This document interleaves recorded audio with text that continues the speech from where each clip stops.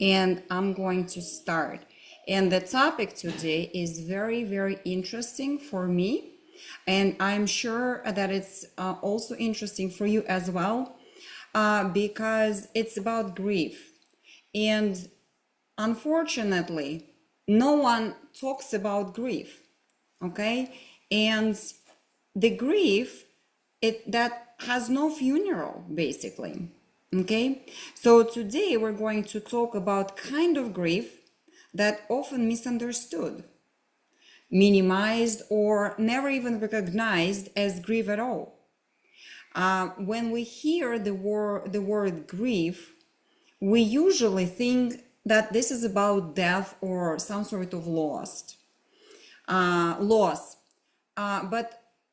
or we think about losing a person, but grief is much bigger than just death. Okay, so I am going to have a little bit difficulties with screen sharing.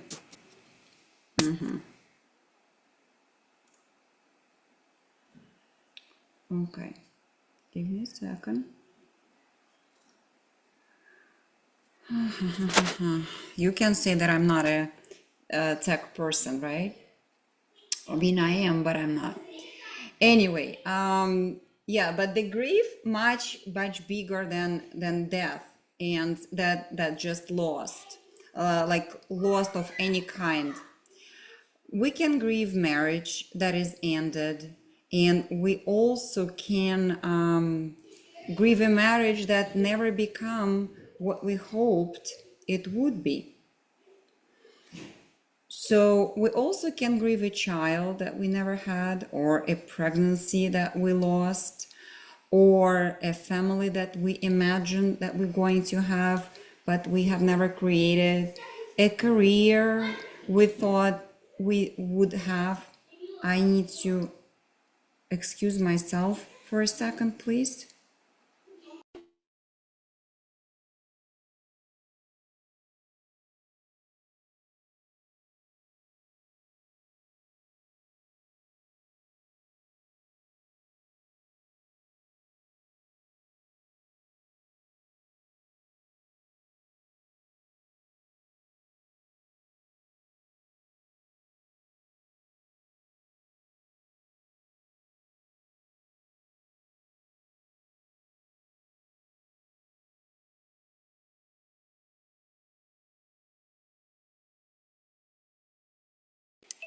I'm sorry.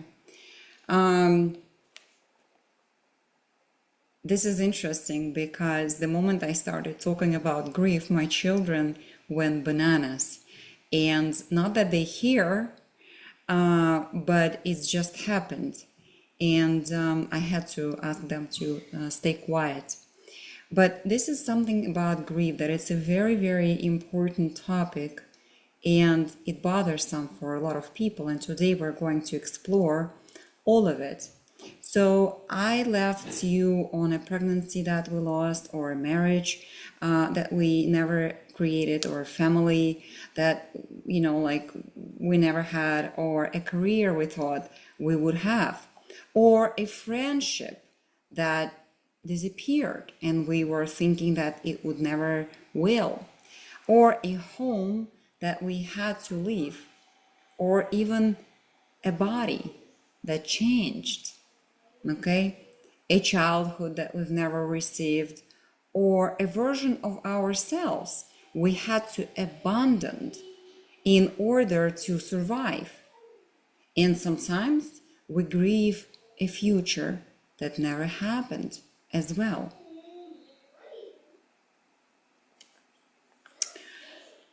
And that may be one of the most painful forms of grief, because you're not only losing what was, but you're losing what you believed would be.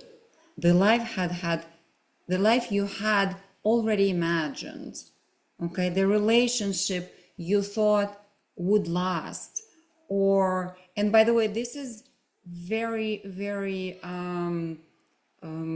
common thing, that you are in a relationship and You think that everything is fine, and you kind of just like, whenever I'm comfortable, and then all of a sudden you're losing it, right? And that's also calls for grief. Okay, the children you imagine grow up. Okay, or the person you thought you would become yourself. Okay, at some point, the future, like the security that you're going to have, like finally in your future, the apology you thought that you will hear from somebody eventually. Okay, the day when everything would finally make sense, and when that future disappears,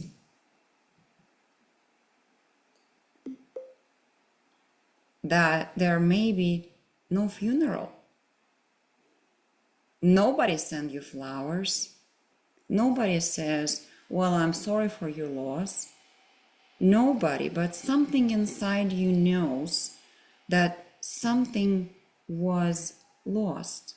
And today we are going to give a loss a name, because sometimes healing begins when we finally stop telling ourselves, well, it wasn't that bad, right? Because we try to find, words to, like it's, we're basically trying to lie a little bit to ourselves, because no one else told us that grief is an important part of our life, right? And then we tell ourselves, well, it should be over, like I should be over it, right? Or, oh well, other people, like have it worse, right? Or, well, at least nobody died, right?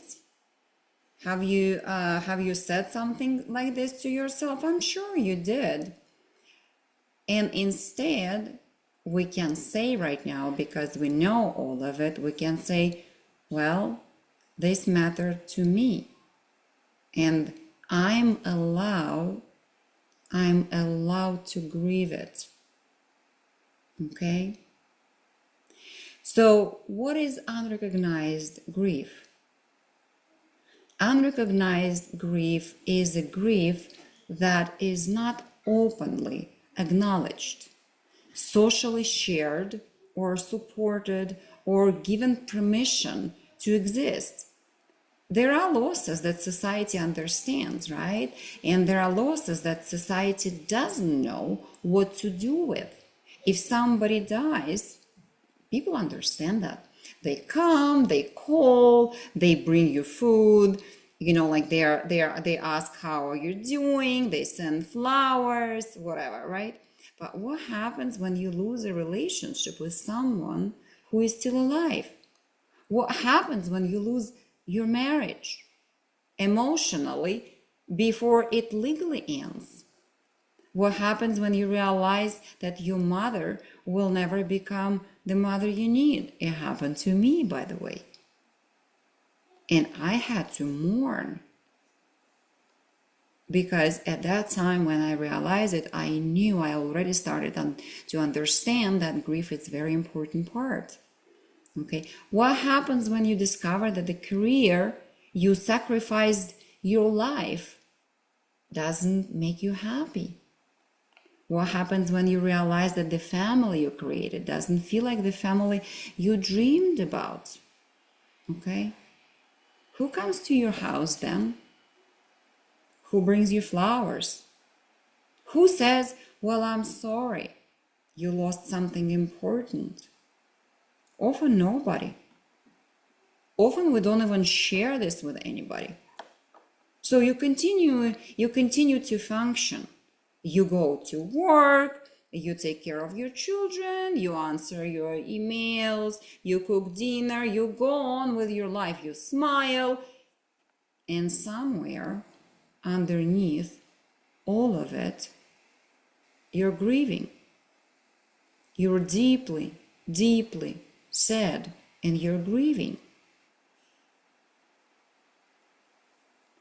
And now I want to ask you about something, and I want you to think about What have you lost that nobody gave you permission to grieve? You don't need to answer immediately. Just let the question sit. I would recommend you to write it down. What have you lost that nobody gave you permission to grieve? And think about it. Sometimes it may take days because your nervous system may not even open up that fast. It's a very, very serious and touchy topic. Okay? And everyone has it to a certain degree. Some people are developing a very strong trauma because they never, grieved properly. Oh my God, this, I am struggling with my slides. Okay. So think about it over a few days. Okay. We don't only grieve people. One of the most important things I want you to understand today is we don't only grieve people. We grieve possibilities. Again, no one talks about it. We grieve futures. We grieve identities. We grieve expectations. We grieve versions of ourselves. Okay?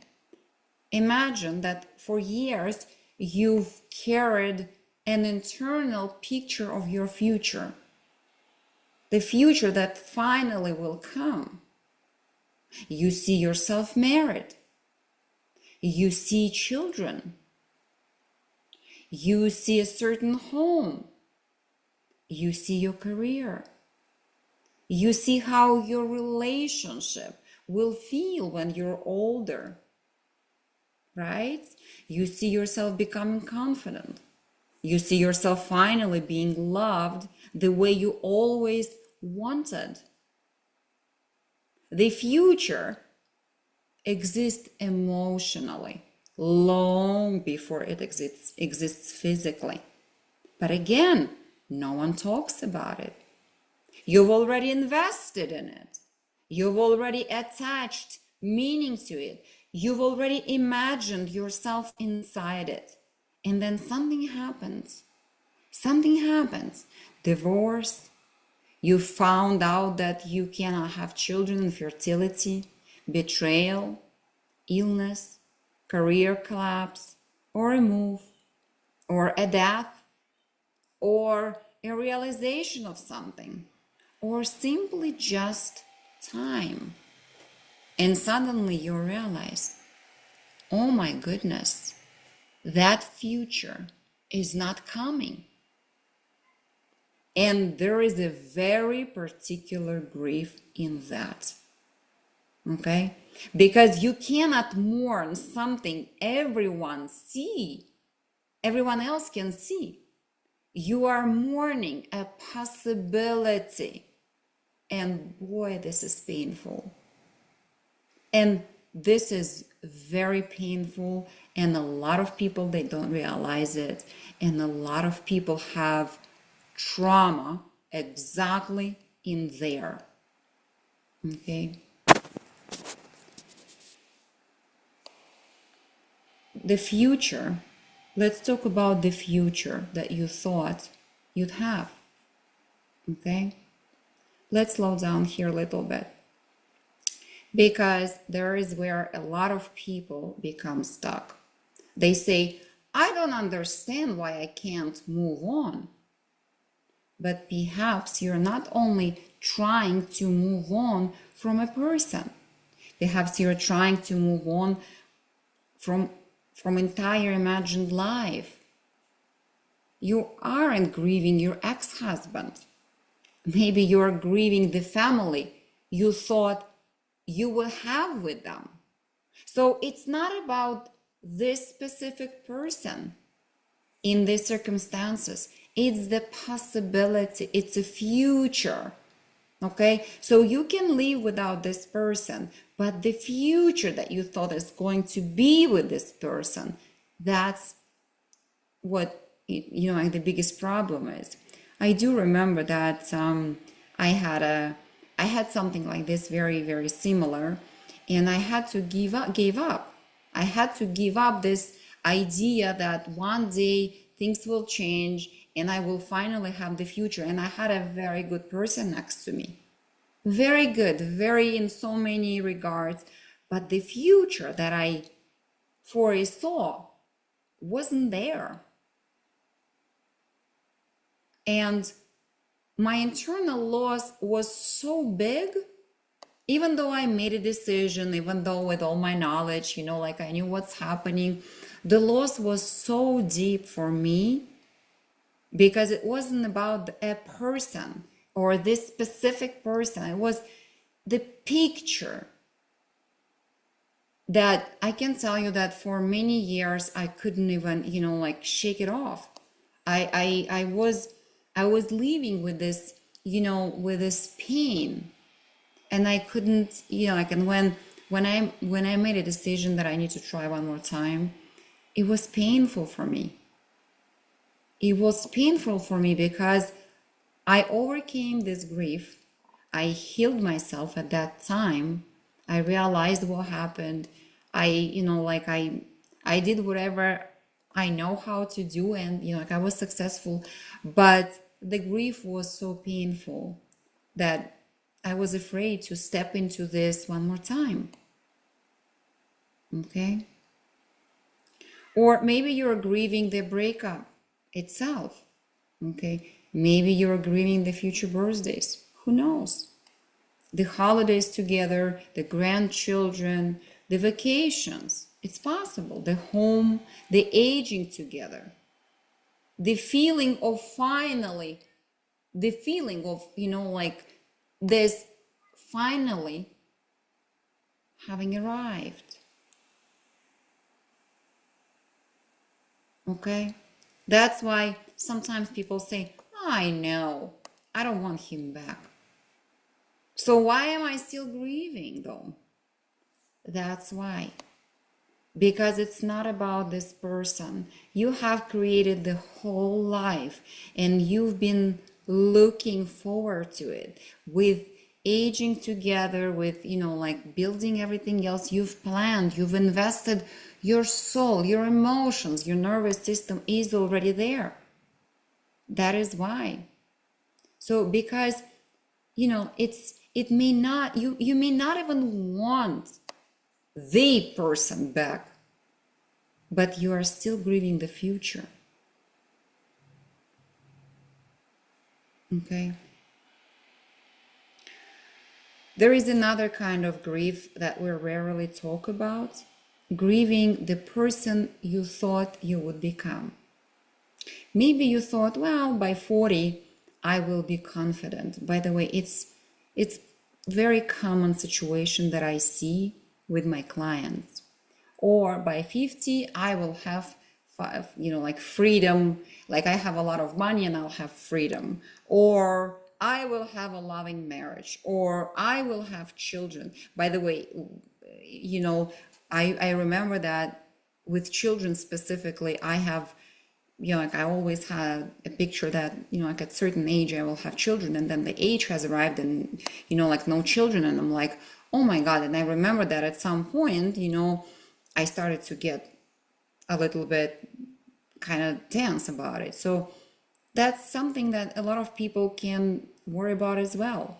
Or I'll be successful at certain time or after a certain attempt, right? Or I will finally feel comfortable in my own body, right? Or I will know who I am.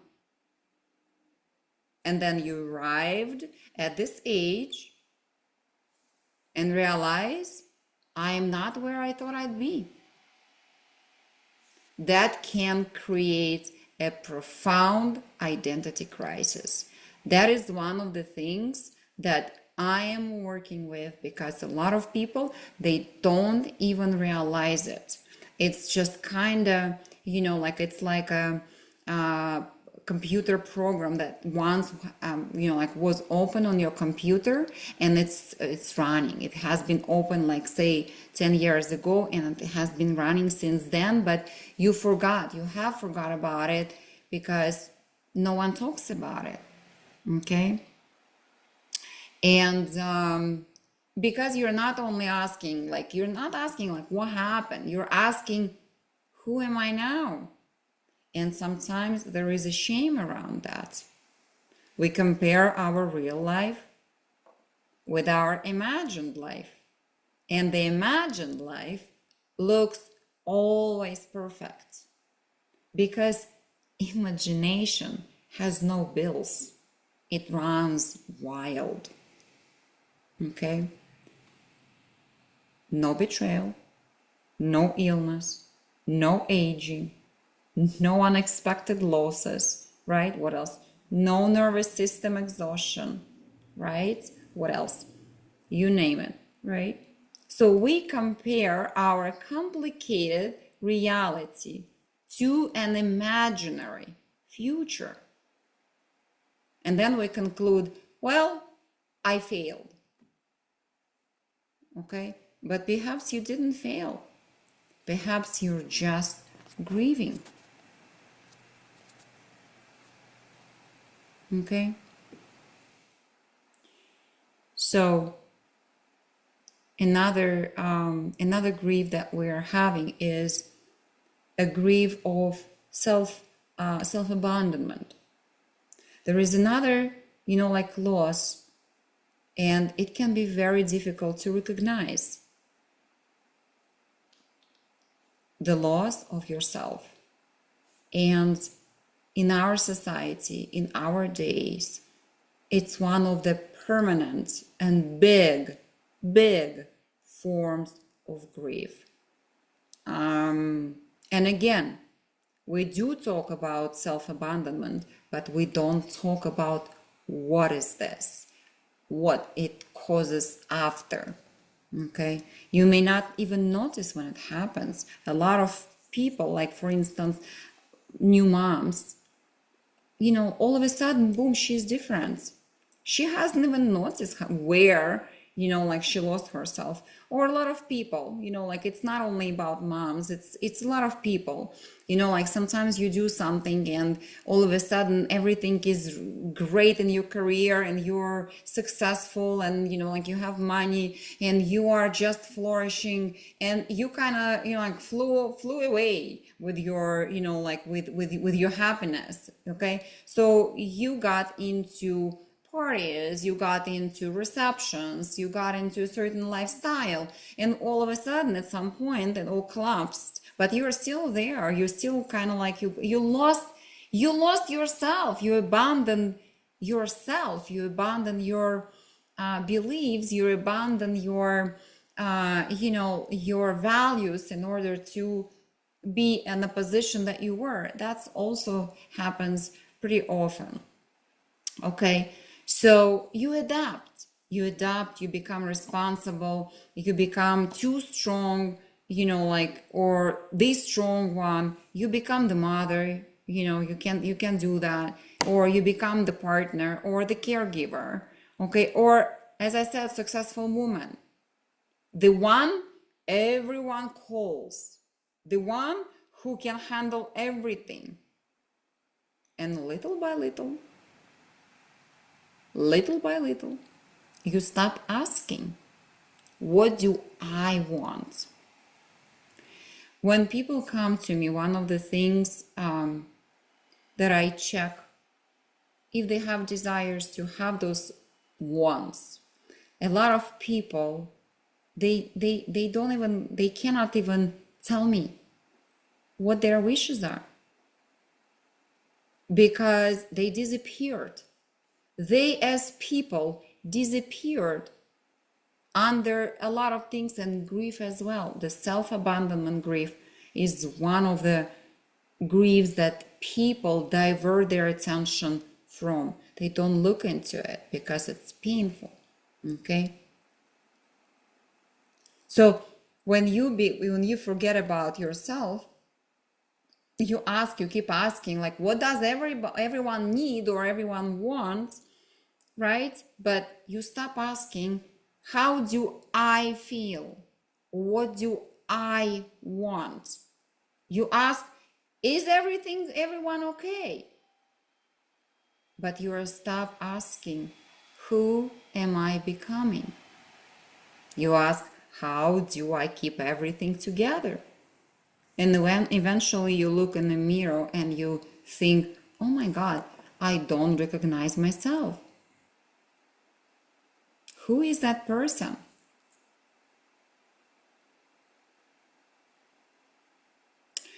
You know, before my first child, I was doing so much things, and I was always worried about, like making sure that everybody has everything, about, like all kind of stuff. So when I deliver my child, first one, I kept on going with this because, I didn't know what to do because he was my first. I was very busy and I kept still, like making sure that everything runs smoothly. And my everything with my child, like I was doing all right. And at some point when I got pregnant with the second child and I delivered my second child, and I remember that in the month after delivery, something was off in me. Something was off. And I didn't even realize it right away, but because I'm very in tune with my body, all of a sudden I started to, like my body started making signals, giving me signals that something is not right. So at some points, I looked at myself and I was like, oh my God, what is this? So I started having physically, like very pronounced situation that I couldn't ignore. So I started asking myself, what is this? And I realized, and I was so proud of myself that I could, like handle everything, that, like with 2 children, with pregnancies, I'm doing great. But at some point I recognized that, oh my God, I do not know what I want. I have forgotten what is making me happy. Okay? So, and it took me a little while to figure out how to navigate and give myself what I needed. Finally, look at myself again, because over a few years, I completely, disappear under kids and chores and, like a lot of things all of a sudden came to on me, right? So it took me a while. And even right now, with all my knowledge, I can tell you that once in a blue moon, I am noticing that, oh my God, like I need to slow down. I need to, like spend time with myself because I am abandoning myself. Okay. So that is very important. And the moment you understand that, you need to get back to yourself as soon as possible, because somewhere along the way a version of you can disappear. Okay, and if that disappeared, and sometimes healing requires grieving that part of you, not because this part of you is coming back exactly as this part was. No, it's because it needs acknowledgement. So whatever you lost, whatever, even if you abandon yourself, you need to acknowledge this. You don't have to, like it doesn't require a lot of hard work or a lot of, like healing in a way, but it starts with a recognition, with acknowledgement that this is important for me. And when I, like in all situations when I was abandoning myself, consciously or subconsciously, or, like without even noticing, one of the things that I did was I stopped and acknowledged that it is very important for me. not to abandon myself.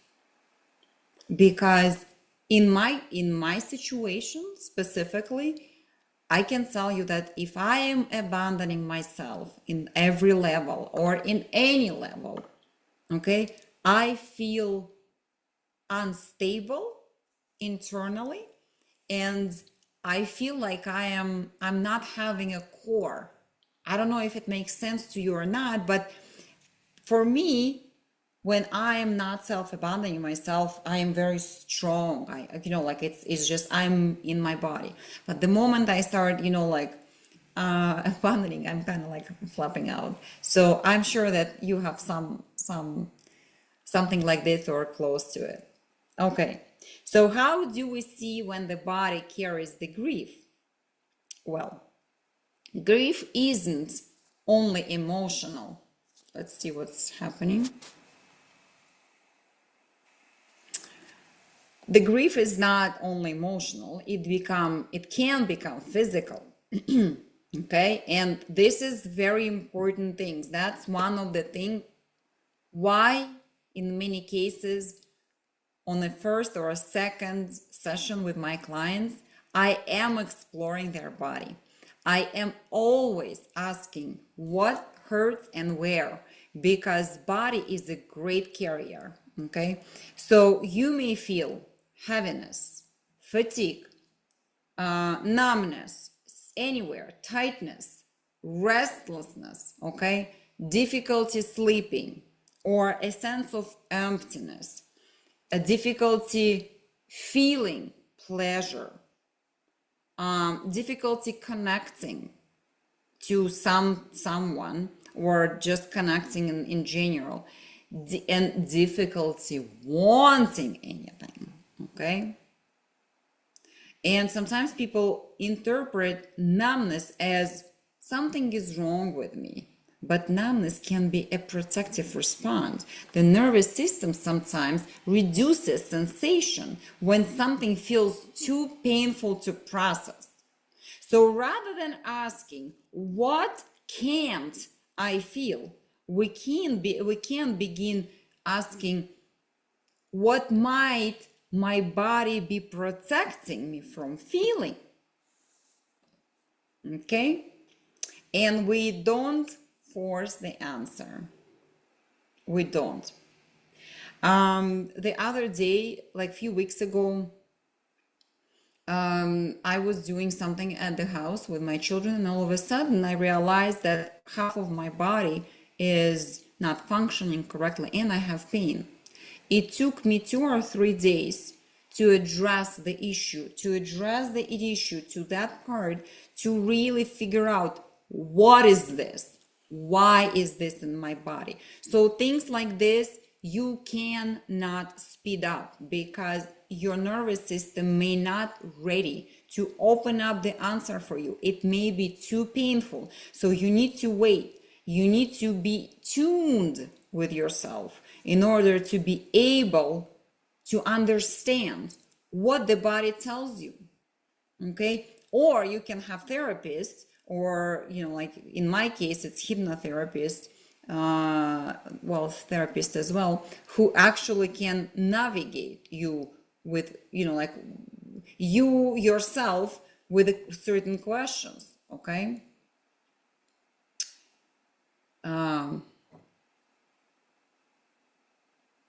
So yes, and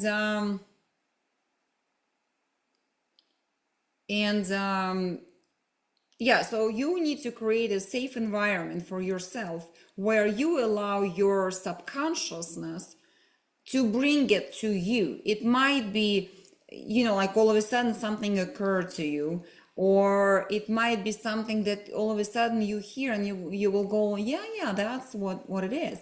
Or you remember something, okay? Or somebody will ask you something and you all of a sudden find the answer, or it will come in your sleep. That happens. Okay, so let's talk about 5 things that we often do instead of grieving. It's very popular thing, okay? So we stay busy, right? I'll keep moving. I don't have to feel anything, right? We become hyper independent. Okay. We become hyper independent. If I don't need anyone, nobody can disappoint me. Okay? I'm sure that you heard it too. We immediately replace what we lost, right? New relationship, new job, new project, new identity, anything to avoid the emptiness. Okay. 4, we intellectualize, like we try to understand, we try to analyze, we know why it happened, we talk, we analyze, but knowing is not the same as grieving. Okay, it's different. Next, we tell ourselves we should be grateful. I have so much, other people have it worse, I should be happy.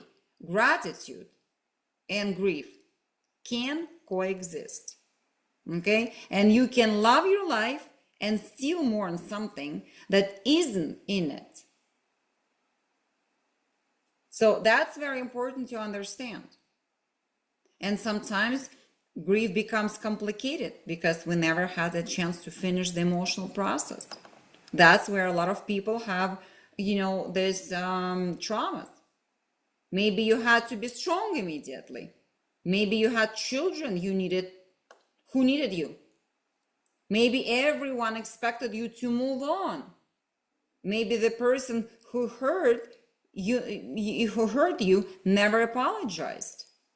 Maybe you never got answers. Maybe you had to leave before you were ready. Maybe you were told it's for the best. But something inside you was saying, yeah, but it still hurts. Healing doesn't require pretending. It didn't matter. You don't have to make the loss positive. You don't have to call it a lesson. You don't have to forgive someone. You don't have to be grateful for what happened.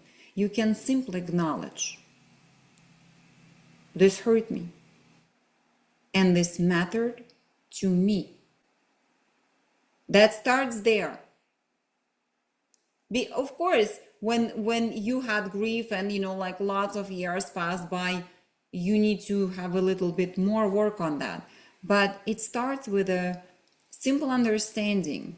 It was very important to me. Another form of grief is what if, right? One of the hardest form of grief is the life that exists only in the imagination. What if I had stayed? What if I had left earlier? What if I had chosen differently, right? What if he had changed? What if I had started sooner? What if I had not been afraid, right? What if? The mind keeps reopening alternate, like timelines. But there is no healing in living permanently inside an imaginary timeline. At some point, we have to move from what could have been to what is still possible right here in front of us. That doesn't mean denying the loss. It means refusing to let the lost future become the only future you can imagine. Okay? And now I want you to do an exercise. Take a piece of paper, please, and complete that sentence. And you can do it after, but it might be better if you do it right now with me. Complete those sentences. I am grieving. Write whatever comes, not what sounds reasonable. Turn your brain off, not what sounds socially accepted. what is actually true, no matter how awkward it feels. And then, I thought my life would be.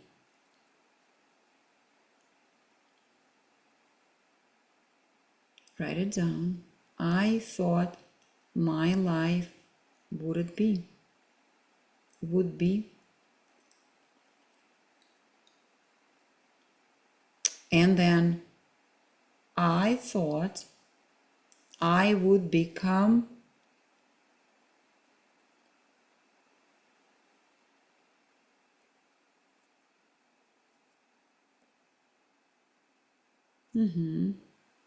and next one, I never got to. Write everything that comes to your mind. Don't filter.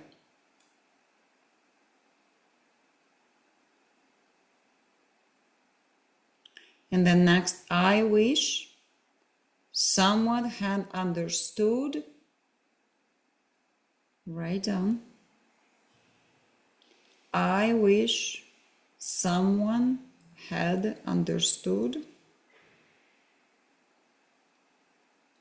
And finally, what hurts me most is. What hurts me most is.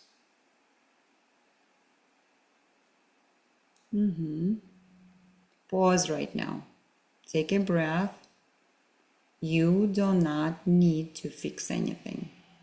You just let yourself recognize what is there. Okay? Now imagine the future you once believed you would have. See it. The relationship, the family, the career, the home, the version of yourself, whatever it was. And imagine that you are allowed to say goodbye to that imagined future. Not because it was stupid, not because it didn't matter, but because it mattered. You may say, I love you. I imagined you. I built part of my identity around you. I wanted you. I'm sad that you didn't happen. I'm angry that you didn't happen. I wish things had been different. And then say, but I realize myself from having to live the rest of my life waiting for you. That sentence is very important because sometimes we don't realize that we are still waiting for an apology, waiting for the person to change, for our younger self to get the life she deserved, waiting for the past to become different, waiting for the love or for lost future that somehow will return. Healing may begin when we stop waiting for the past to give us permission to live. Okay? Grief does not mean that you're broken. It doesn't mean that you're weak. It doesn't mean that you're stuck. It doesn't mean that you're ungrateful. It doesn't mean you made the wrong choice. It means that something mattered. Grief is often the emotional evidence of attachment. We grieve because we cared. We grieve because we hoped. We grieve because we imagined. We grieve because we loved. And eventually, healthy grieving allows the attachment to change, not disappear, just change. The relationship becomes a memory. The dream becomes part of your story. The person becomes someone who was part of your life. The younger version of yourself becomes someone you can care for rather than someone you need to become again. And the future becomes open again for you. Okay?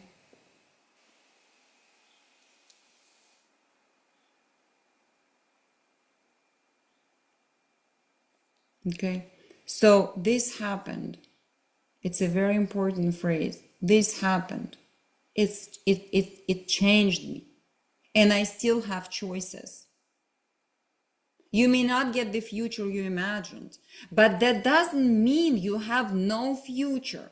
You may not become the woman you imagined at 25, but you can become someone your 25-year-old self could never have imagined. You may not have the relationship you dreamed of, but you can learn what safety, intimacy, and self-respect actually mean.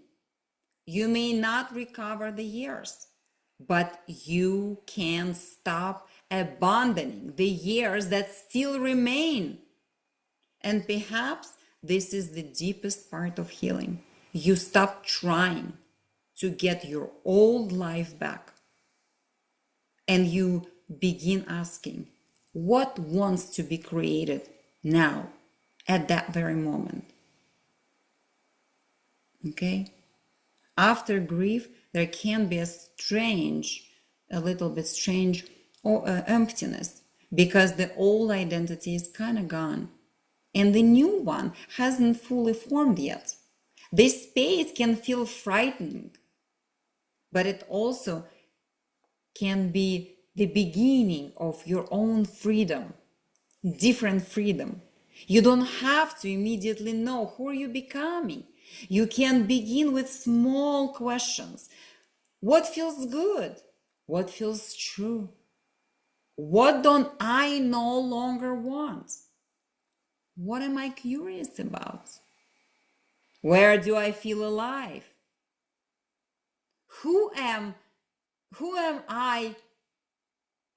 And when I'm not performing a role, what would I choose if I wasn't trying to repair the past?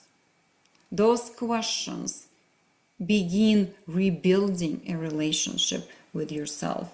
And it's very, very important.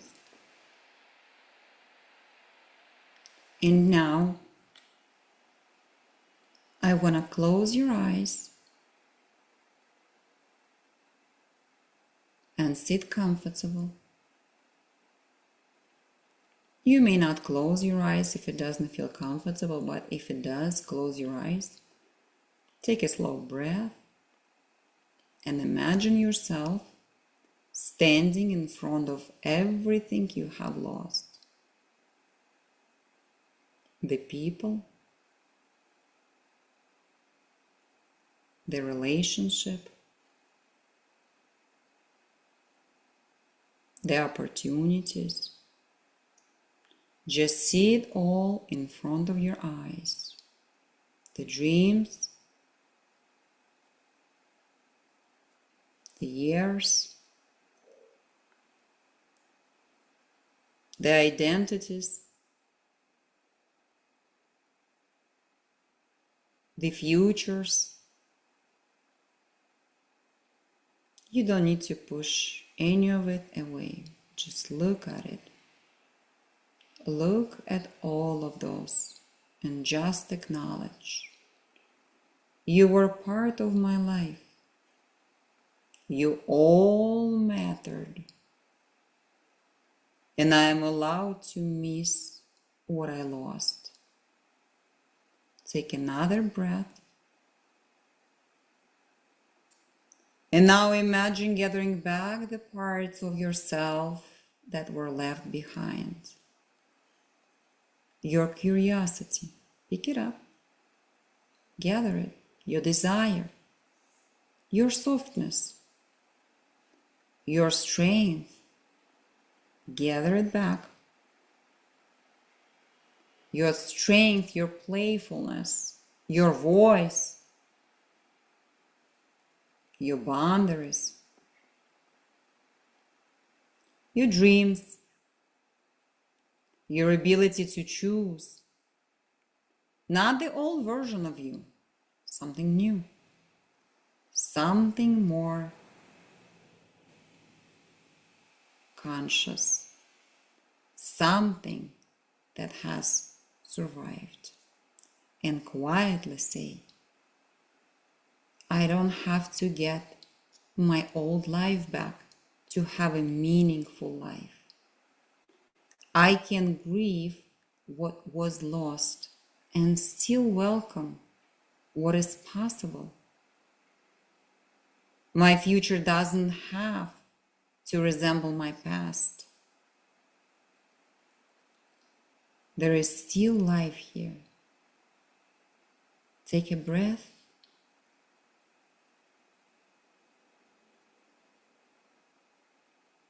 and out. And let that be enough for today. And open your eyes. And I want you to leave with one question. Not how do I get over what happened? No, not that one. But what becomes possible when I stop trying to get back the life I lost? Because maybe healing isn't returning. Maybe healing is becoming. One of the things that I am doing with my clients is making sure they live their lives without grief. They identify what part of griefs they have, but they move past it because there are losses that change us forever, but we still should move on. And sometimes the end of one imagined future is not the end of your future.